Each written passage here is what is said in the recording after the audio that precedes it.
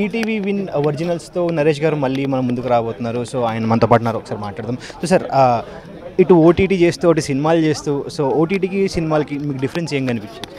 ఏం లేదండి, బేసిక్గా ఇట్స్ మీడియా అంటే వాట్ ఎవర్ మీరు చూస్తున్న స్క్రీన్ డిఫరెన్స్ తప్ప క్రియేటివిటీ ఇస్ ద సేమ్. ఇవాళ జనం క్షమించడం లేదు. థియేటర్లు ఎంత పెద్ద హీరో అయినా, ఎంత పెద్దవాళ్ళైనా, ఎంత పెద్ద సినిమా అయినా, సినిమా బాగాలేకపోతే మధ్యాహ్నం లేచి వెళ్ళిపోతున్నారు. ఓటీటీలో ఇంకా డేంజర్, ఏమాత్రం కంటెంట్ బాగాలేకపోయినా ఫ్లిప్ చేసేస్తున్నారు. సో క్రియేటివిటీ లెవెల్స్ హైగా పెడుతున్నాయండి, కాంపిటేటివ్గా పెడుతున్నాయి. నాకు సంతోషం ఏంటంటే తెలుగు ఇండస్ట్రీ జెండా గట్టి ఎగురుతుంది. ఇవాళ తెలుగు సినిమా యాక్టర్స్ అందరూ కూడా దాదాపుగా ఫైల్లో ఉన్న వాళ్ళందరూ కూడా సెలబ్రేట్ చేసుకుంటూ బిజీగా ఉన్నారు. అది నాకు సంతోషంగా ఉంది. అందులో నేను 50 years స్పెండ్ చేయడం అనేది చాలా సంతోషంగా ఉంది ఈ టైంలో. సో ఈటీవీకి మీరు చాలా దీంతో ఉన్నారు, మీకు ఈటీవీ చాలా మంచి అసోసియేషన్ ఉంది. సో ఈటీవీ విన్లో మీరు ఇప్పుడు చేస్తున్నారు, ఫస్ట్ టైం చేస్తున్నారు. సో అసోసియేషన్ గురించి ఒకసారి చెప్తారు? ఈటీవీ అసోసియేషన్ నాకు దాదాపుగా 40 ఏళ్ళండి. శ్రీవారి ప్రేమలేఖ ఆ టైం నుంచి కూడా 1984 ఐ థింక్ 84 నుంచి. So it's a long emotional and successful association అండి. ఎందుకంటే శ్రీవారి ప్రేమలేఖతో నేను హీరో చేసిన శ్రీవారి ప్రేమలేఖతో ఆ యొక్క సంస్థ స్టార్ట్ అయింది. అది నా గర్వకారణం, నా అదృష్టం. అక్కడి నుంచి అలా కంటిన్యూ అయ్యి మళ్ళీ ఈటీవీకి నేను వచ్చాను. కౌంట్ డౌన్ అటువంటి మంచి సక్సెస్ఫుల్ చేశాను.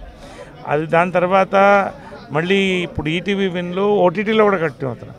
ఇవన్నీ చాలా రేర్ అసోసియేషన్స్ అండి. బాపినేటి గారు వీళ్ళందరూ కూడా 40 ఏళ్ళు, చాలా నిజంగా గర్వకారణం ఉంది. ఆ కాంపౌండ్లో మనిషిని చెప్పుకోవడానికి గర్వంగా ఉంది. సో ఈ ఈటీవీలో మీరు 40 yearsకి ఇప్పటికి గమనించిన చేంజ్ ఏంటండి? ఏం లేదండి, దే ఆర్ ఈ ఎంటర్టైన్మెంట్ అనేది జీవనది లాంటిది. ఇది ప్రవహిస్తూనే ఉంటుంది, లేకపోతే ఆగిపోతుంది, అంతే, దాంతో క్లోజ్ అయిపోతుంది, ఎండిపోతుంది. ఆ రకంగా ఏంటంటే వాళ్ళు దే ఆర్ కాన్స్టెంట్లీ, రామోజీరావు గారు అంతే దాన్ని ఒక ఉషా కిరణ్ కానీ, రామోజీ ఫిల్మ్ సిటీ కానీ, ఈటీవీ కానీ ఆయన డెవలప్మెంట్ తీసుకుంటూ వెళ్తున్నారు.